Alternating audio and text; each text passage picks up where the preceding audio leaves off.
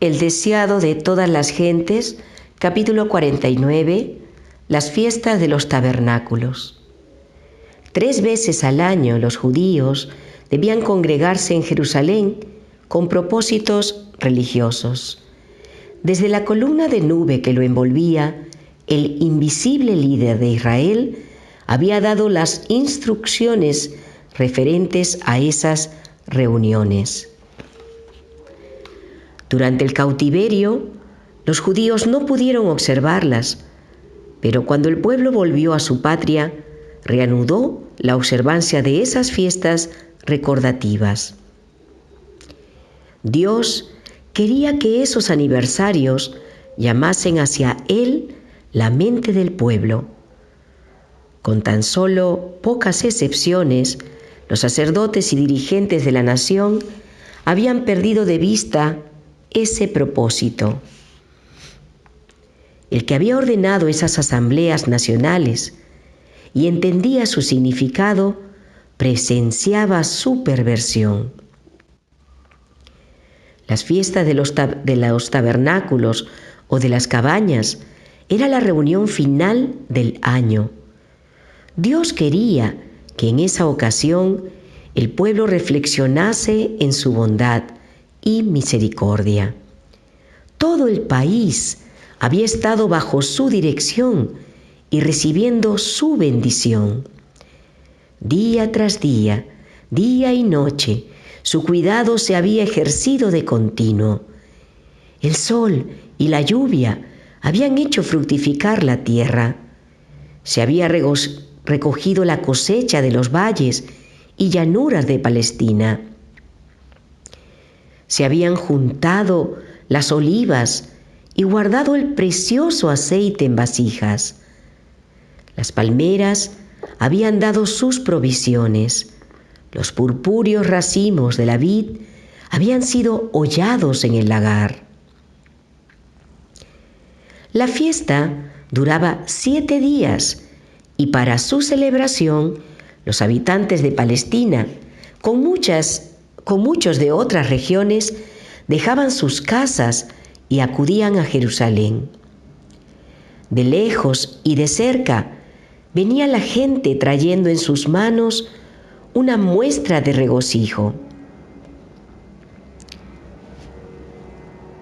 Ancianos y jóvenes, ricos y pobres, todos traían algún don como tributo de agradecimiento a quien había coronado el año con su bondad y hecho a sus sendas rebosar de gordura. Todo lo que podía agradar al ojo y dar expresión al gozo universal era traído de los bosques. La ciudad tenía la apariencia de una hermosa selva. Esa fiesta no era solo un agradecimiento por la cosecha. Además, era un memorial del cuidado protector de Dios sobre Israel en el desierto.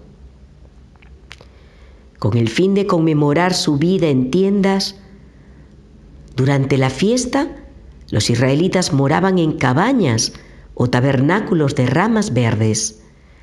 Los erigían en las calles, en los atrios del templo o en los techos de las casas. Las colinas y los valles que rodeaban a Jerusalén también estaban salpicados de esas moradas de hojas y parecían bullir de gente. Los adoradores celebraban esa ocasión con cantos sagrados y agradecimiento. Un poco antes de la fiesta venía el día de la expiación, en el cual, después de confesar sus pecados, el pueblo era declarado en paz con el cielo. Así se preparaba el camino para el regocijo de la fiesta. Se elevaba el salmo triunfal. Alabad a Jehová, porque Él es bueno, porque para siempre es su misericordia. Mientras que toda clase de música mezclada con clamores de hosana, acompañaba el canto al unísono. El templo era el centro del gozo universal.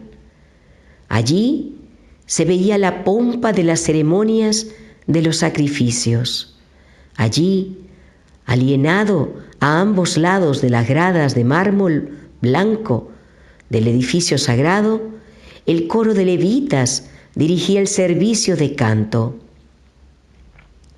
La multitud de los adoradores, agitando sus palmas y ramas de mirto, unía su voz a los acordes y repetía el coro, y luego la melodía era entonada por voces cercanas y lejanas, hasta que de las colinas circunstantes parecían brotar cantos de alabanza. Por la noche, el templo y su atrio resplandecían con luz artificial. La música, la agitación de las palmas, los gratos hosanas, el gran concurso de gente sobre el cual la luz se derramaba desde las lámparas colgantes, el atavío de los sacerdotes y la majestad de las ceremonias se combinaban para formar una escena que impresionaba profundamente a los espectadores. Pero la ceremonia más impresionante de la fiesta, la que causaba el mayor regocijo, era una conmemoración de cierto evento del peregrinaje por el desierto. Al alba del día, los sacerdotes emitían una larga y aguda nota con sus trompetas de plata, y las trompetas que contestaban, así como los alegres gritos del pueblo desde sus cabañas que repercutían por las colinas y los valles, daban la bienvenida al día de la fiesta. Después, el sacerdote sacaba de las aguas del Cedrón un cántaro de agua y, alzándolo en alto, mientras resonaban las trompetas, subía a las altas gradas del templo, al compás de la música, con paso lento y mesurado, cantando mientras tanto: nuestros pies estuvieron dentro de tus puertas, oh Jerusalén. Llevaba el cántaro al altar, que ocupaba una posición central en el atrio de los sacerdotes. Allí había 2 palanganas de plata, con un sacerdote de pie al lado de cada una. El cántaro de agua era derramado en una y un cántaro de vino en la otra, y el contenido de ambas, fluyendo por un caño que comunicaba con el Cedrón, era conducido al mar muerto. La presentación del agua consagrada representaba la fuente que a la orden de Dios había brotado de la roca para aplacar la sed de los hijos de Israel. Entonces repercutían los acordes jubilosos.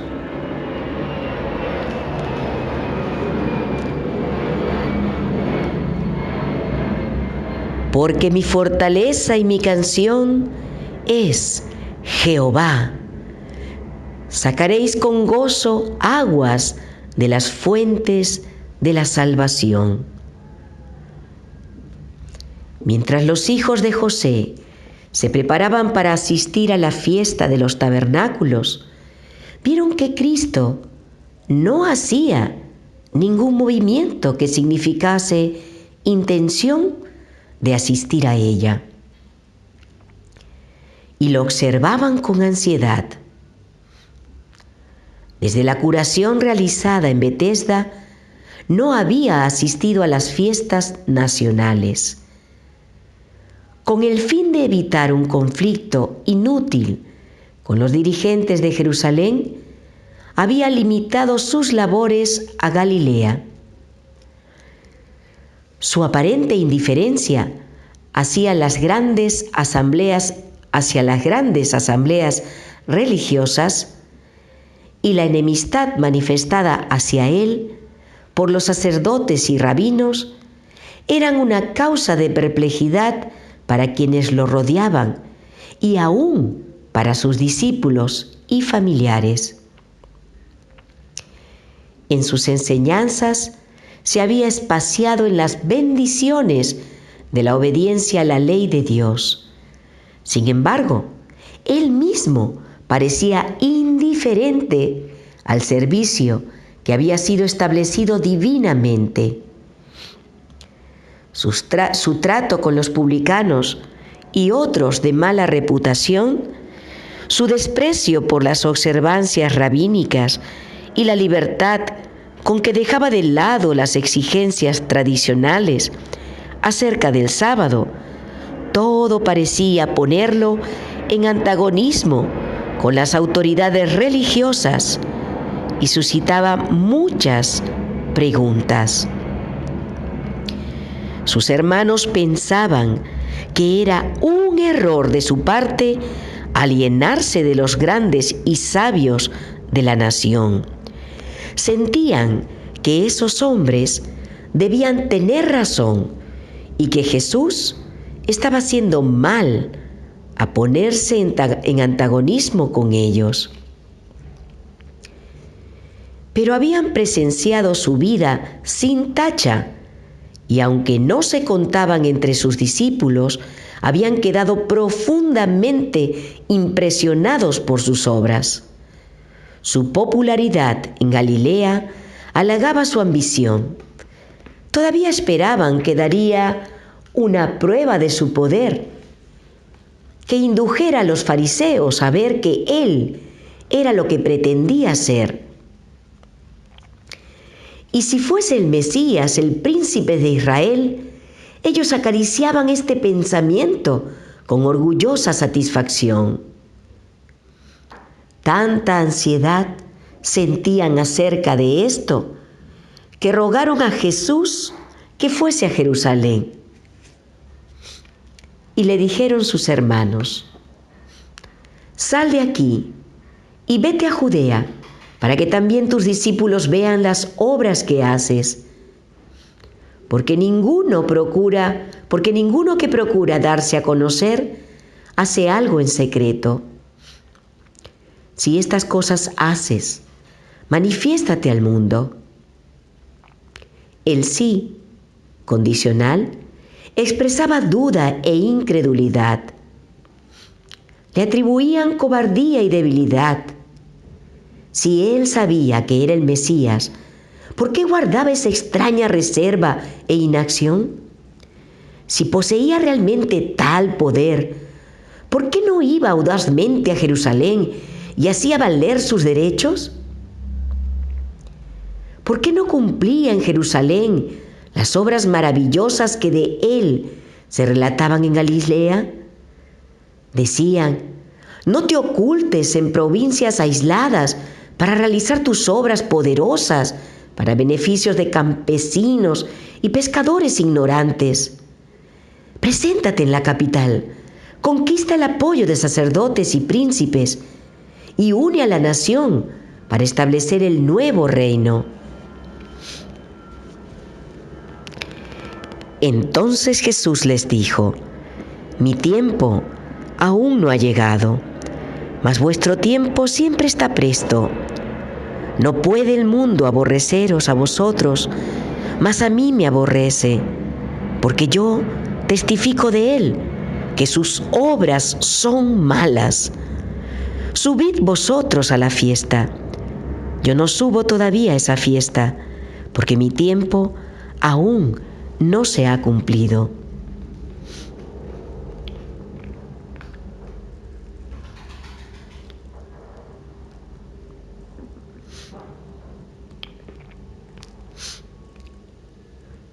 Y habiéndoles dicho esto, se quedó en Galilea.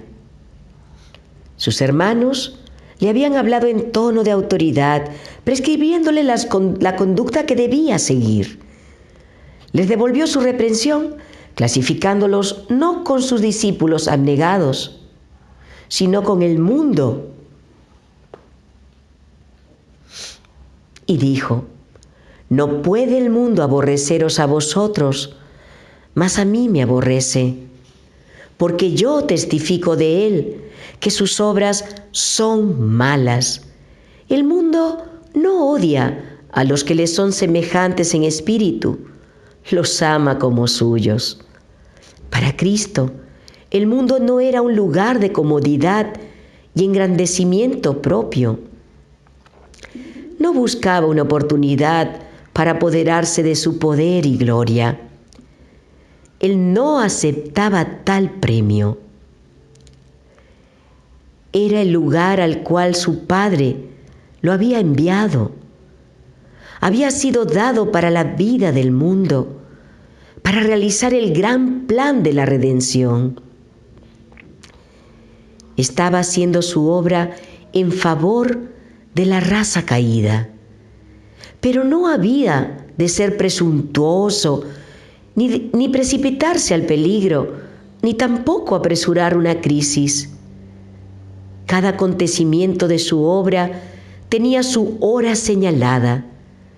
Debía esperar con paciencia. Sabía que iba a ser blanco del odio del mundo. Sabía que su obra resultaría en su muerte. Pero exponerse prematuramente no habría sido obrar según la voluntad de su Padre.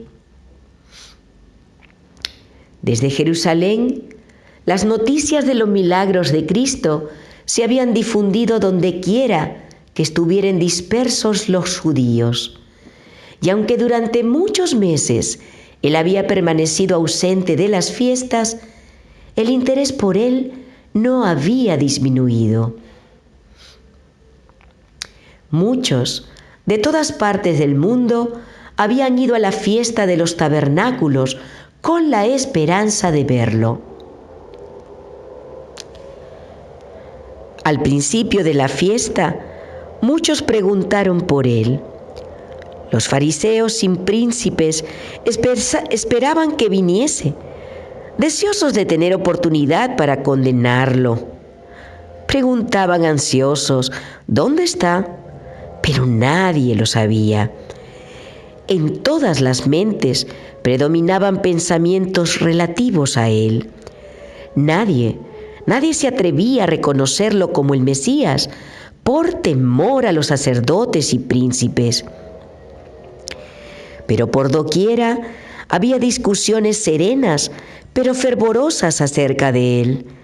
Muchos lo defendían como enviado de Dios, mientras que otros lo denunciaban como engañador del pueblo. Mientras tanto, Jesús había llegado silenciosamente a Jerusalén. Había elegido una ruta poco frecuentada para evitar a los viajeros que se dirigían a la ciudad desde todas partes. Si se hubiese unido a cualesquiera de las caravanas que subían a la fiesta, la atención pública hubiera sido atraída hacia él al entrar en la ciudad, y una demostración popular en su favor habría predispuesto a las autoridades contra él.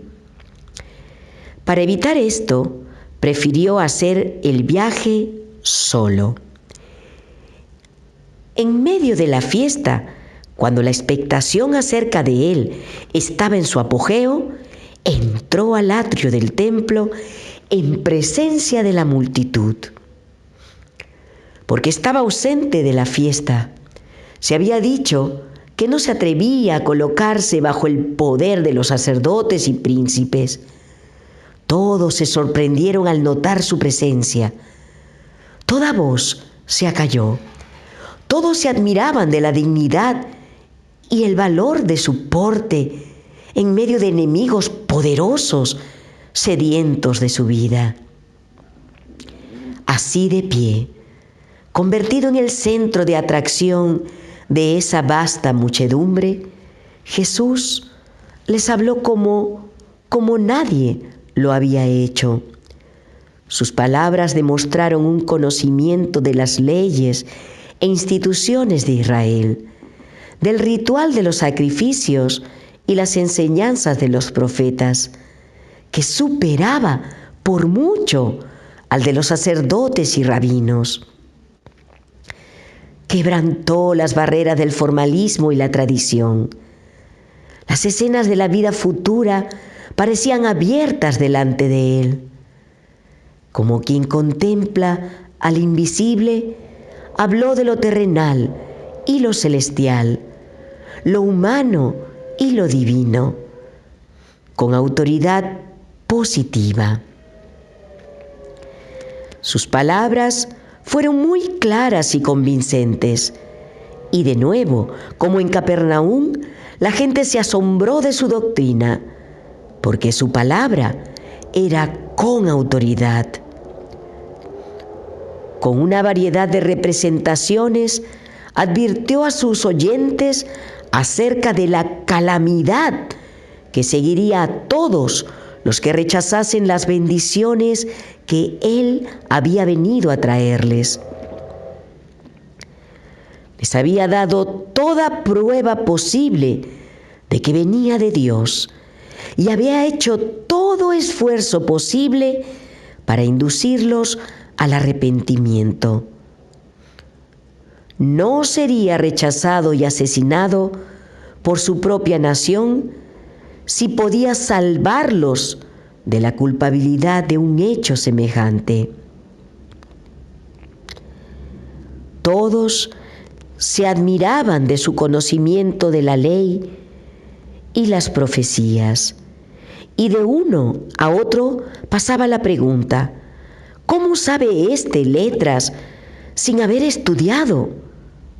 Nadie era considerado apto para ser maestro religioso, a menos que hubiese estudiado en las escuelas de los rabinos. Y tanto Jesús como Juan el Bautista habían sido representados como ignorantes porque no habían recibido esa preparación. Quienes los oían se asombraban de su conocimiento de las Escrituras sin haber estudiado. A la verdad, no habían aprendido de los hombres, pero el Dios del cielo era su maestro, y de Él habían recibido la más alta clase de sabiduría. Mientras Jesús hablaba en el atrio del templo, la gente permaneció hechizada. Los mismos hombres que eran los más violentos contra él, se vieron imposibilitados de perjudicarlo. Por el momento, todos los demás intereses se olvidaron. Día tras día enseñó a la gente hasta el último, el gran día de la fiesta. La mañana de ese día halló al pueblo cansado por el largo período de festividad. De repente, Jesús alzó la voz, en tono que repercutía por los atrios del templo, y dijo: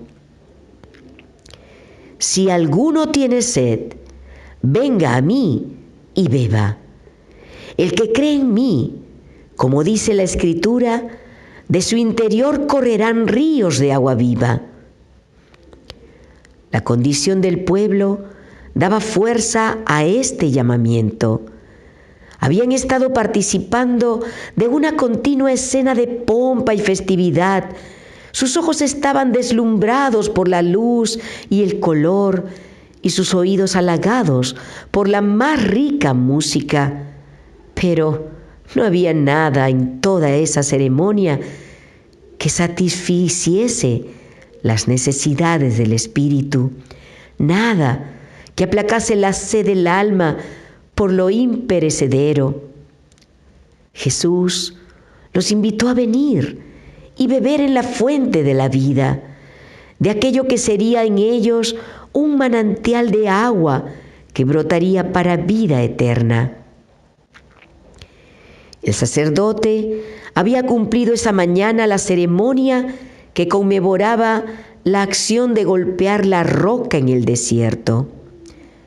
Esa roca era un símbolo del ser que por su muerte haría fluir raudales de salvación a todos los sedientos. Las palabras de Cristo eran el agua de vida. Allí, en presencia de la congregada muchedumbre, se puso aparte para ser herido, con el fin de que el agua de vida pudiese fluir hacia el mundo. Al herir a Cristo, Satanás pensaba destruir al príncipe de la vida, pero de la roca herida fluyó agua viva. Mientras Jesús hablaba al pueblo, los corazones se conmovieron con una extraña reverencia y muchos estuvieron dispuestos a exclamar, como la mujer de Samaria: «Dame de esa agua, para que no tenga yo sed». Jesús conocía las necesidades del alma. La pompa, las riquezas y los honores no pueden satisfacer al corazón. Si alguno tiene sed, venga a mí y beba. El rico, el pobre, el encumbrado y el humilde son igualmente bienvenidos. Él promete aliviar la mente agobiada, consolar al triste, dar esperanza al abatido. Muchos de los que oyeron a Jesús lloraban por esperanzas frustradas. Muchos alimentaban un agravio secreto. Muchos estaban tratando de satisfacer su inquieto anhelo con las cosas del mundo y la alabanza de los hombres. Pero cuando habían ganado todo, encontraban que habían trabajado tan solo para llegar a una cisterna rota, en la cual no podían aplacar su sed. Allí estaban, en medio del resplandor de la gozosa escena, descontentos y tristes. Ese clamor repentino: «Si alguno tiene sed», los arrancó de su pesadosa meditación, y mientras escuchaban las palabras que siguieron, su mente se reanimó con una nueva esperanza. El Espíritu Santo presentó delante de ellos el símbolo, hasta que vieron en él el inestimable don de la salvación. El clamor que Cristo dirige al alma sedienta sigue repercutiendo y nos apela con mayor poder que a quienes lo oyeron en el templo en ese último día de la fiesta. La fuente está abierta para todos. A los cansados y exhaustos se ofrece la refrigerante bebida de la vida eterna. Jesús sigue clamando: «Si alguno tiene sed, venga a mí y beba». El que tiene sed, venga, y el que quiera, tome del agua de la vida gratuitamente. El que bebiere del agua que yo le daré, no tendrá sed jamás, sino que el agua que yo le daré será en él una fuente de agua que salte para vida eterna.